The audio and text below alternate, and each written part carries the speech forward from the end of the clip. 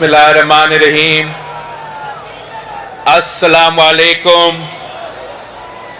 جیے بھٹو۔ ساتھیو، آج ہم قائد عوام شہید ذوالفقار علی بھٹو کے ایک بار پھر گری خدا بخش میں 45 سال بعد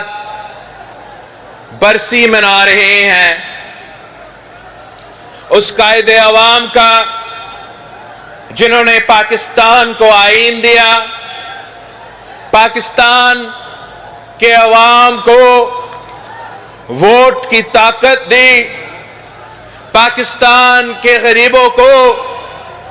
آواز دی، پاکستان کے کسانوں کو زمینوں کا مالک بنایا، پاکستان کے مزدوروں کو طاقت دی اور پاکستان کو ایک اٹامک پاور بنایا تھا۔ ہم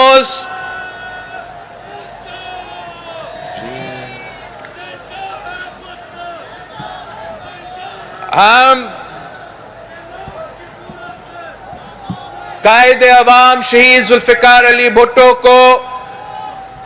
خراج عقیدت پیش کرتے ہیں۔ دنیا یہ بات مانتی ہے کہ جو شہید ہوتے ہیں وہ زندہ ہوتے ہیں، اور آج بھی قائد عوام شہید ذوالفقار علی بھٹو زندہ ہے۔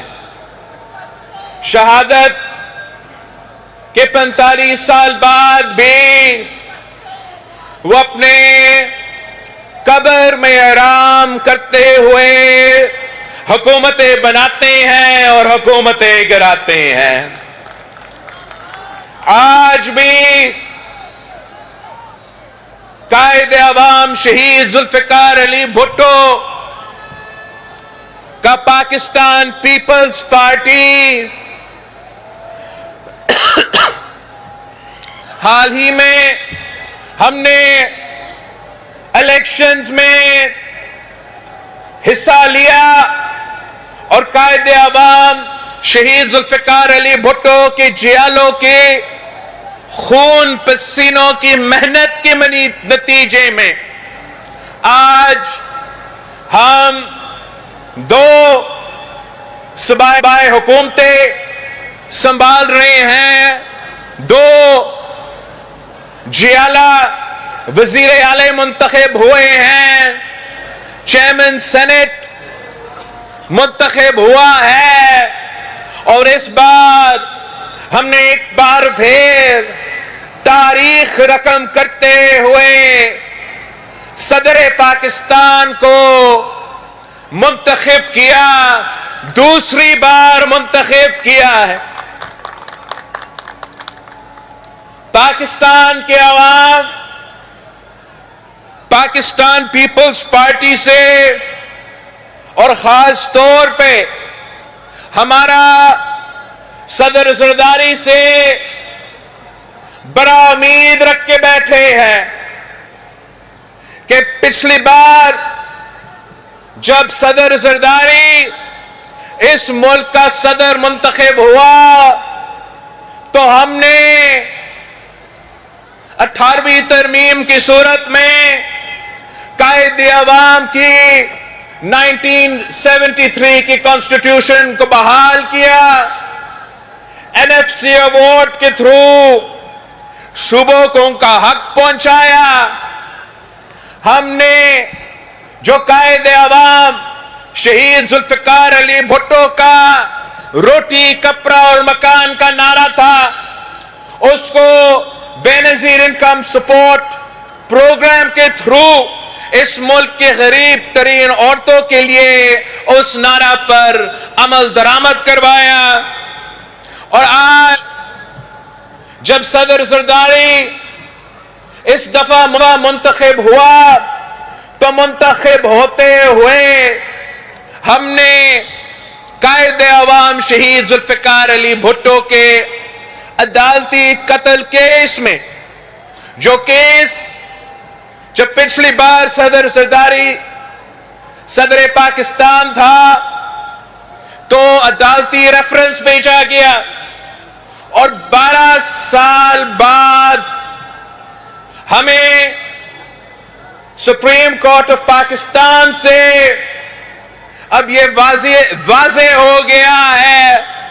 کہ قائد عوام شہید ذوالفقار علی بھٹو کے ساتھ ناانصافی ہوا اور فیئر ٹرائل نہیں ملا۔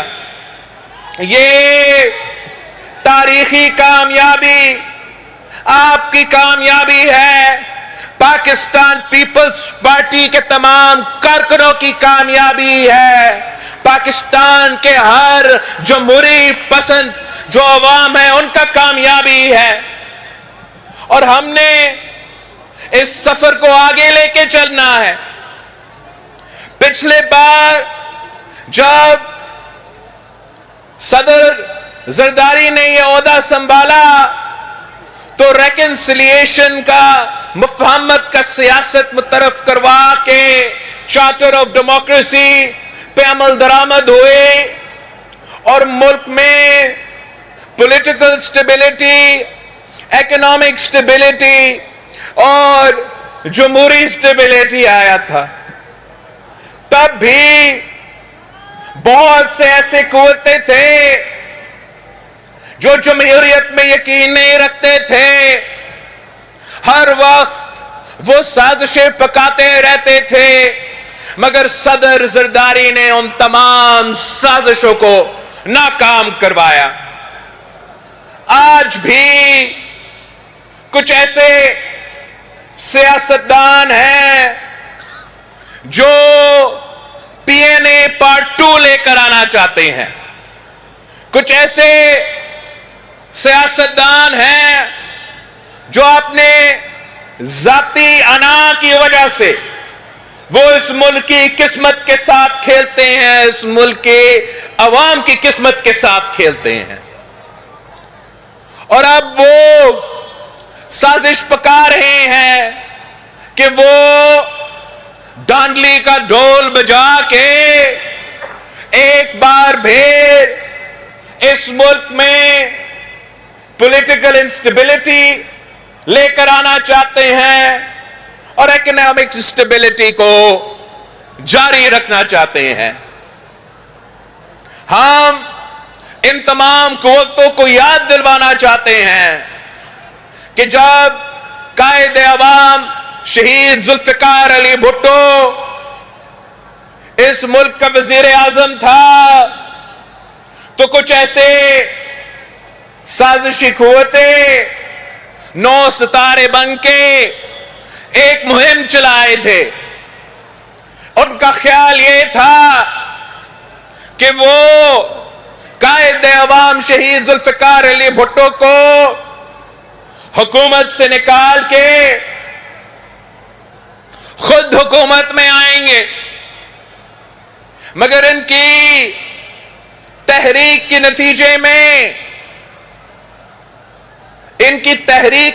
نتیجے میں پاکستان نے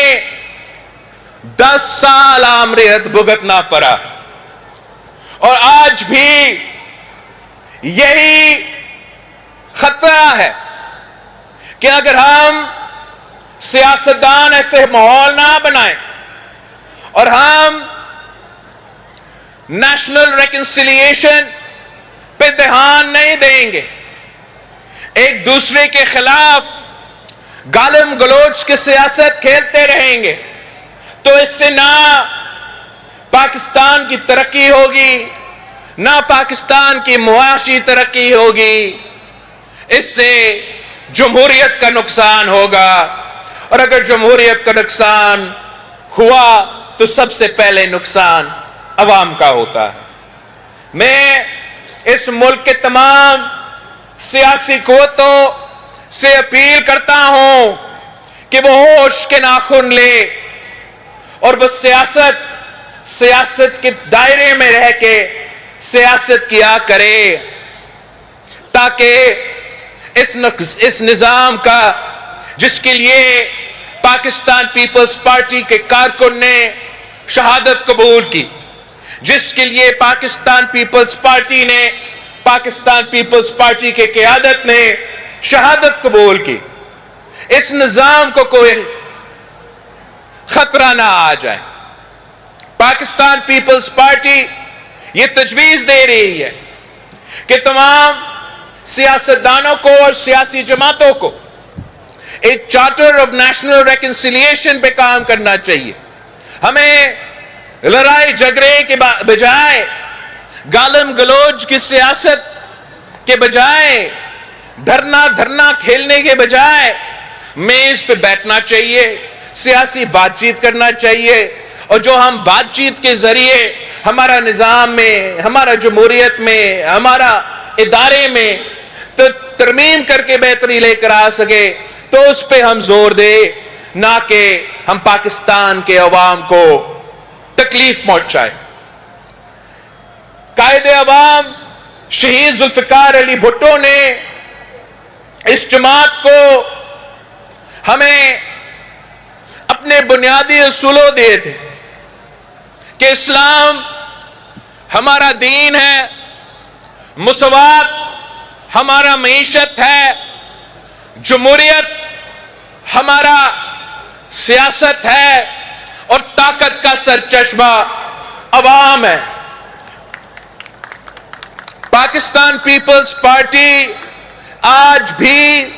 انہی بنیادی فلسفوں پہ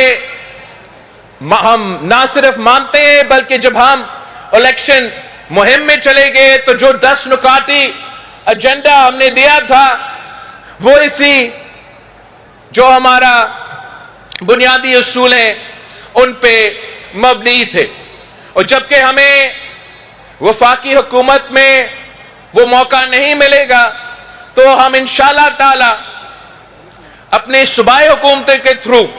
جتنا بھی عمل درآمد اپنا 10 نکاتی ایجنڈا پہ ہو سکیں گے، بگٹی صاحب بلوچستان میں اور مراد علی شاہ صاحب یہاں سندھ میں انشاءاللہ تعالی کوشش کریں گے کہ ہم اپنے صوبوں کے عوام کو اپنے صوبائی بجٹ سے جتنے بھی ریلیف دلوا سکتے ہیں وہ دلوایا جائے۔ اس لیے اس وقت جو ملک میں معاشی بحران ہے، جس مہنگائی، بے روزگاری اور غربت کی وجہ سے ہمارا عوام پریشان ہے، سیاستدانوں کا اور حکومت کا پہلا ترجیح یہ ہونی چاہیے کہ ہم پاکستان کو، عوام کو اس بحران سے نکالیں، اور جہاں ہم صوبائی سطح پہ اپنا کردار ادا کریں گے وہاں انشاءاللہ تعالی ہم وفاقی سطح پہ بھی وہ کردار ادا کرنے کے لیے تیار ہے، جس سے ہم مل کے انشاءاللہ تعالی پاکستان کو، عوام کو اس معاشی بحران سے نکالا جائے۔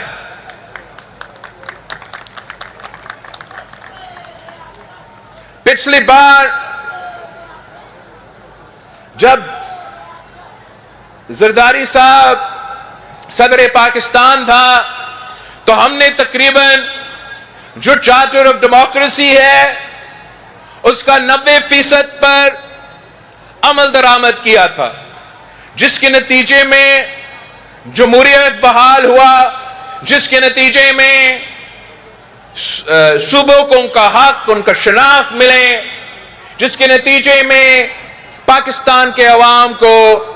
تاریخی فائدہ ہوا۔ اب اس چارٹر آف ڈیموکریسی کا جو 10% رہتا ہے وہ ہمارا جوڈیشل ریفارمز کا سیکشن تھا، اور انشاءاللہ تعالی پاکستان پیپلز پارٹی تمام سیاسی جماعتوں کے ساتھ، لیگل فٹرنیٹی کے ساتھ، سول سوسائٹی کے ساتھ مل کے کام کریں گے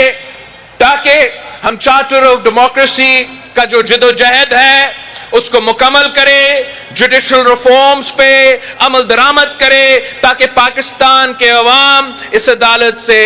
کوئی انصاف مل سکے۔ اس وقت پاکستان کے عوام کا جو بھروسہ ہے اپنے اداروں پہ وہ تاریخی طور پہ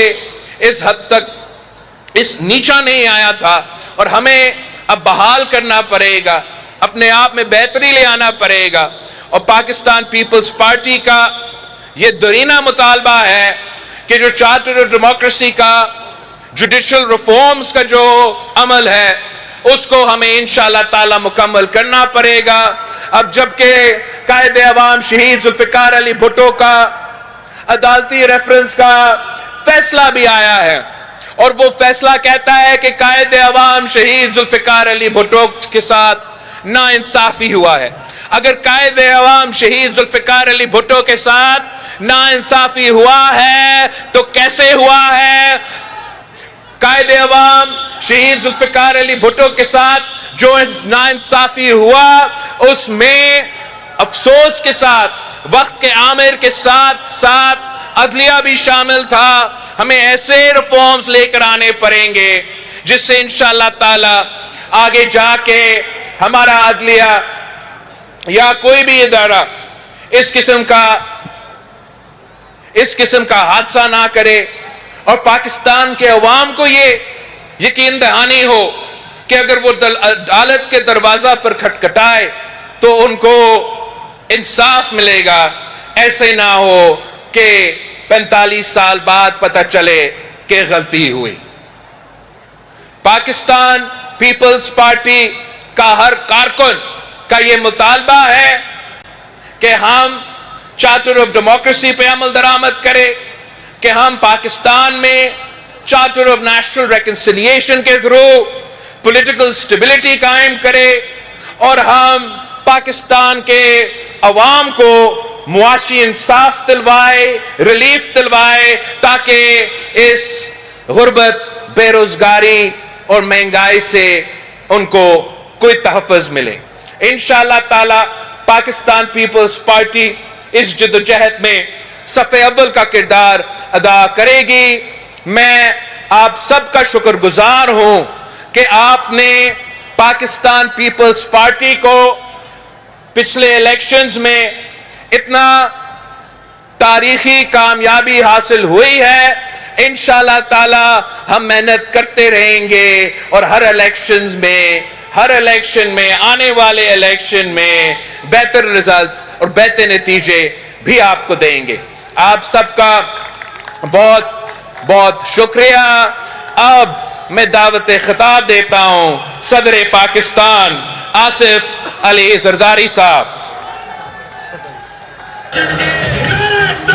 نعرہ بھٹو